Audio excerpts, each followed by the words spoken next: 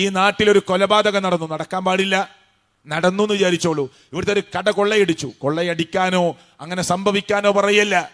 ഒരു കൊലപാതകമോ, ഒരു കുട്ടിയെ ക്രൂരമായി കൊലപ്പെടുത്തിയതോ, ഒരു സഹോദരിയെ ക്രൂരമായി കൊലപ്പെടുത്തിയതോ നമ്മുടെ രാജ്യത്തിന്റെ നിയമപ്രകാരം വലിയ തെറ്റാണ്, ഒരു തർക്കമില്ല.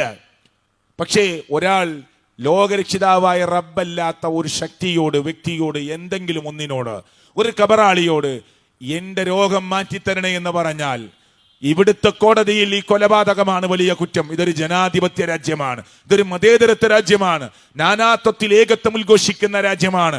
അങ്ങനെ ലോകത്തിന്റെ രക്ഷിതാവ് നിലനിർത്തി അനുഗ്രഹിക്കുമാറാകട്ടെ എന്ന് ഞാൻ സാന്ദർഭികമായി പ്രാർത്ഥിക്കുകയാണ്. ഈ ഖബറിന്റെ മുന്നിൽ ചെന്ന് പ്രാർത്ഥിച്ചത് നിയമപാലകരുടെ കണ്ണിൽ ഒരുപക്ഷെ തെറ്റാവില്ല.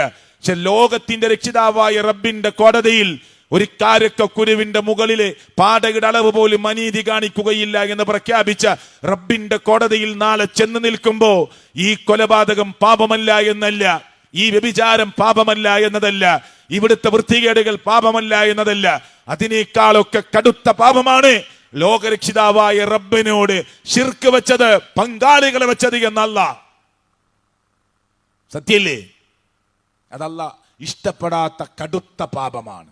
കാരണം ഉറക്കമില്ലാത്ത, ക്ഷീണമില്ലാത്ത, മയക്കമില്ലാത്ത, തളർച്ചയില്ലാത്ത റബ്ബ് അല്ലാഹു ലാ ഇലാഹ ഇല്ലാ ഹുവൽ ഹയ്യുൽ ഖയ്യൂം ലാ തഅഖുദുഹു സിനത്തുൻ വലാ നൗം ലഹു മാ ഫിസ് സമാവാതി വമാ ഫിൽ അർദ് മൻ ദല്ലദി യശ്ഫഉ ഇൻദഹു ഇല്ലാ ബിഇദ്നി യഅലമു മാ ബൈന ഐദീഹിം വമാ ഖൽഫുഹും.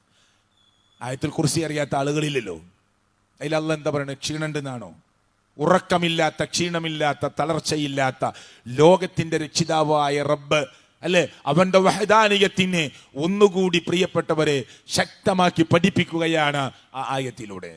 ആ റബ്ബ്, ലോകരക്ഷിതാവായ റബ്ബ്, പാസ്റ്റ് ഇല്ലാത്ത, പ്രസന്റ് ഇല്ലാത്ത, ഫ്യൂച്ചർ ഇല്ലാത്ത, എല്ലാറ്റിനും മീതെയുള്ള ലോകത്തിന്റെ രക്ഷിതാവായ റബ്ബിനെ മാത്രമേ ആരാധിക്കാൻ പാടുള്ളൂ എന്നത് അംഗീകരിച്ചാൽ മുസ്ലിങ്ങളെ നമുക്ക് അതാണ് ലാഭം, അതാണ് ഒരിക്കലും നഷ്ടമില്ലാത്ത കച്ചവടം.